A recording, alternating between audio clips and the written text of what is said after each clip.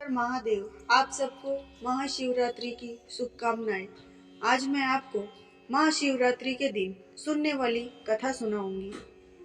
एक बार पार्वती ने भगवान शिव शंकर से पूछा, ऐसा कौन सा श्रेष्ठ तथा सरल व्रत पूजन है जिससे मृत्यु लोक के प्राणी आपकी कृपा सहज प्राप्ति कर लेते हैं।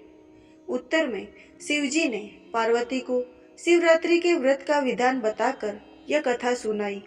एक गांव में एक शिकारी रहता था। पशुओं की हत्या करके वह अपने कुटुंब को पालता था। वह एक साहूकार का ऋणी था, लेकिन उसका ऋण समय पर न चुका सका। क्रोधवश साहूकार ने शिकारी को शिव मठ में बंदी बना लिया। संयोग से उस दिन शिवरात्रि थी। शिकारी ध्यान मग्न होकर शिव संबंधी धार्मिक बातें सुनता रहा। चतुर्थी को उसने शिवरात्रि की कथा भी सुनी। संध्या होते ही साहूकार ने उसे अपने पास बुलाया और ऋण चुकाने के विषय में बात की। शिकारी अपने दिन सारा ऋण लौटा देने वाला वचन देकर बंधन से छूट गया। अपनी दिनचर्या की भांति वो जंगल में शिकार के लिए निकला, लेकिन दिन भर बंदी गृह में रहने के कारण भूख प्यास से व्याकुल था। शिकार करने के लिए वो एक तालाब के किनारे बेल वृक्ष पर पड़ाव बनाने लगा। बेल वृक्ष के नीचे शिवलिंग था जो बिल पत्रों से ढका हुआ था। शिकारी को पता न चला। पड़ाव बनाते समय उसने जो टहनियां तोड़ी वे संयोग से शिवलिंग पर गिरी।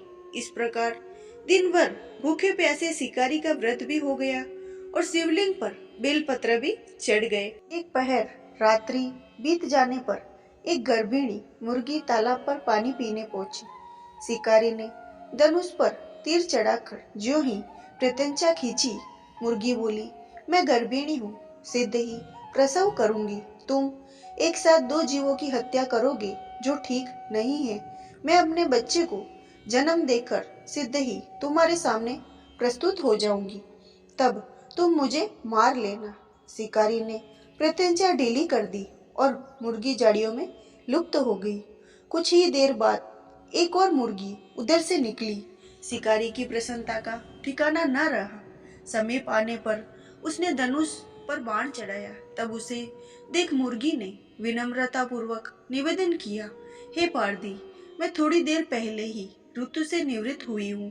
कामातुर वीरहीणी हूँ। अपने प्रिय की खोज में भटक रही हूँ।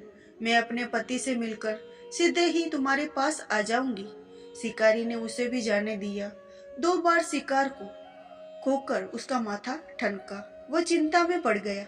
रात्रि का आखिरी पहर बीत रहा था। तभी एक अन्य मुर्गी अपने बच्चों के साथ उधर से निकली।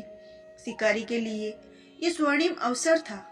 उसने धनुष पर तीर चढ़ाने में देर न लगाई। वह तीर छोड़ने ही वाला था कि मुर्गी बोली, हे पारदी, मैं इन बच्चों को पिता के हवाले करके लौट आऊंगी। इस समय मुझे मत मारो।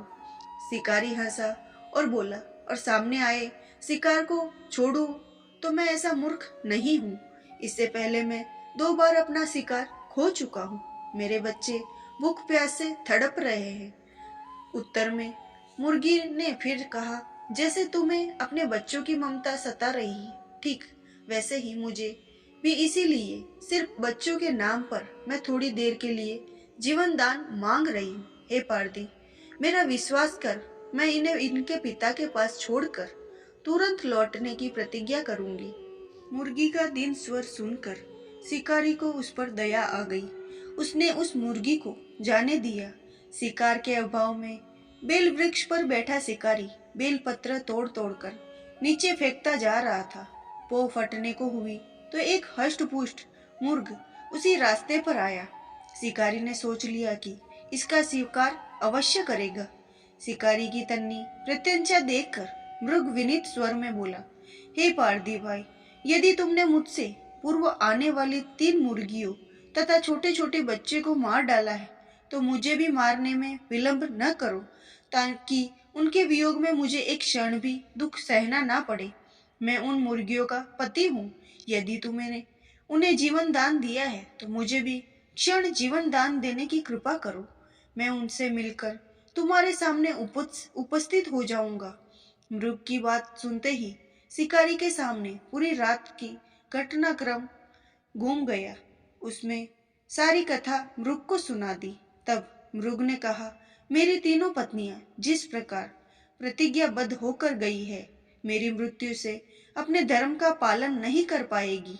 अंत जैसे तुमने उन्हें विश्वास पात्र मानकर छोड़ा है, वैसे ही मुझे भी जाने दो। मैं उन सबके साथ तुम्हारे सामने सिद्ध ही उपस्थित होता हूँ। उपवास, रात्रि जागरण तथा शिवलिंग पर बेलपत्र चढ़ाने से शिकारी का हिंसक हृदय निर्मल हो गया था। उसमें भगवत शक्ति का वास हो गया था। धनुष तथा बाण उसके हाथ से सहज ही छूट गए। भगवान शिव की अनुकंपा से उसका हिंसक हृदय कारुणिक भावों से भर गया। वह अपने अतीत के कर्मों को याद करके पश्चाताप की ज्वाला में जलने लगा। थोड़ी ही देर बाद मृग सपरिवार शिकारी के समक्ष उपस्थित हो गया ताकि वह उनका शिकार कर सके, किंतु जंगली पशुओं की ऐसी सत्यता और सात्विकता एवं सामूहिक प्रेम भावना देखकर शिकारी को बड़ी ग्लानि हुई। उनके नेत्रों से आंसू की जड़ी लग गई। उस मृग परिवार को मारकर शिकारी ने अपने कठोर हृदय को जीव हिंसा से हटा सदा के लिए कोमल एवं दयालु बना लिया। देवलोक से समस्त देव समाज भी इस घटना को देख रहा था। घटना की परिणति होते ही देवी देवताओं ने पुष्प वर्षा की। तब शिकारी तथा मृग परिवार मोक्ष को प्राप्त हुए।